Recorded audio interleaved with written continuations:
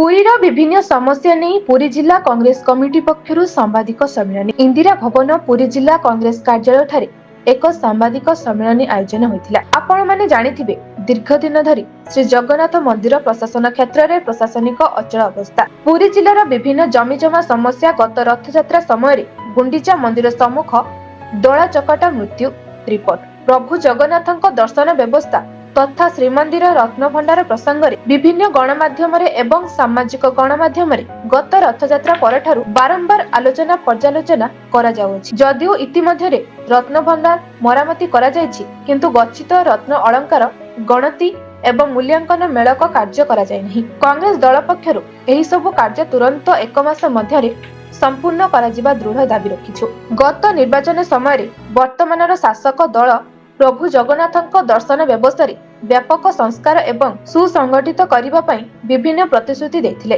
किंतु दुखर एवं परितापर विषय एही केवल चारिद्वार प्रवेश व्यतीत एहा मध्यरे दर्शन व्यवस्था किछि पदक्षेप नहीं पारि नाहंती। एपरिकी दिनकु दिन दर्शन व्यवस्था व्यापक असंगति देखिबाकु मिलुछि। प्रतिदिन हजार हजार संख्यार श्रद्धालु निराश होई फेरुछंती एवं नाना असुविधार सम्मुखीन होउछंती। पुरी एवं आखपाख अंचलर जनसाधारणक जेउमानक दैनंदिन जीवन परिचर्या प्रभु जगन्नाथ सहित संपर्कित एवं एथिपाई वर्ष सारा सबु समय प्रशासन को सहयोग करिसेंती एवं अनेक किछि त्याग करिअछंती। सेमानंको सबु समय अबाध सुसंगठित दर्शन सुजोग पई सरकार अनेक बार दाबी सत्वे किछि पदक्षेप नहीं पारि ना। सबुठारु आश्चर्यर विषय एही विषय रे आमे समस्त निर्वाचित प्रतिनिधि माने सबुबेले नीरवता अवलंबन करूछन। एही समस्या प्रति सरकार तुरंत पदक्षेप नेबाकू आमे दाबी रखिछु। गत रथयात्रा समय मंदिर एवं जिला प्रशासन पक्षरु ओ परिस्थिति रे श्रृंखलित व्यवस्थापित रथयात्रा संपन्न करबा क्षेत्र रे संपूर्ण विफल होइतिले, जहा कि सारा विश्व रे श्रद्धालु माननकू आंदोलित एवं व्याथित करथिला। जहा मध्यरे गुंडीचा मंदिर सम्मुखें खोला जगह दला चकटा हेबा सह एवं भक्तों जीवन विपन्न हेबा सबुठारु अधिक वेदनादायक एवं हृदय विदारक थिला। एही भली घटना कदापि क्षमणीय नथिला, जहाकि आम शासन व्यवस्था उपरे प्रश्नवाची सृष्टि करिथिला। सबुठारु बड़ कथा हैला सरकार एहाकु संपूर्ण हालुका भाबे ग्रहण करिथिले एवं केवल किछि तळिया अफिसर को निलंबन करी उपरिस्थ अफिसर को बदली करी तदंत निर्देश दे निज काम सारी देइथिले। एपरिके श्रीमंदिर मुख्य प्रशासक जे कि संपूर्ण व्यवस्थार तदारक दायित्व रे थिले तांको विरुद्ध रे सरकार किछि पदक्षेप न नै तांको सुरक्षा देइथिले, जहा कि निकटरे प्रकाशित तदंत रिपोर्ट सरकारक एकपक्षीय आभिमुख्य जळ होई बारी हेउछि।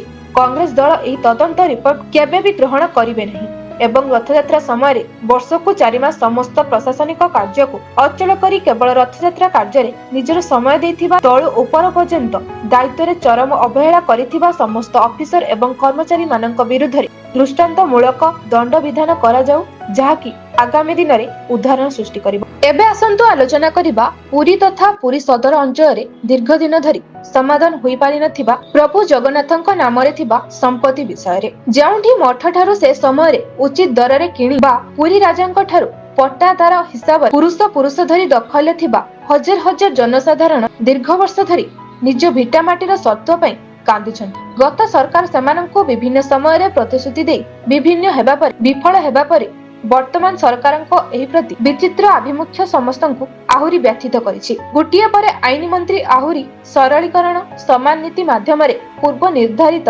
दर ठारू आहुरी कम दर रे बिक्री करिबा पई कहूथिबा बेले मुख्य प्रशासक इंचे जगन्नाथंक जमी मध्य बेंचमार्क दर रे बिक्री हेबो बोली बयान देउछन्ति। गुटिया पटे आईन मंत्री 3 मास मध्यरे नूतन नीति प्रणयन हेबो कहूथिबा समय रे मंदिर प्रशासन उपयुक्त दखल ले वर्ष धरी घर द्वार करी रहुथिबा लोकंकु बेआईन दखल बोली कही नोटिस दे डराउछ। विचार विभाग को मध्य भूल तथ्य दे प्रभावित लोकंको उपयुक्त न्यायरु वंचित करुछन्ति। मुख्य प्रशासनक द्वारा राजस्व संपर्क साधारण ज्ञान नथिबा बेले एबे मध्य वर्तमान नीति अनुसार मंदिर संपत्ति क्रय निष्पत्ति समय असाधु मंदिर कर्मचारी बेआईन परामर्श बल अजब निष्पत्ति मान निया जाउछि।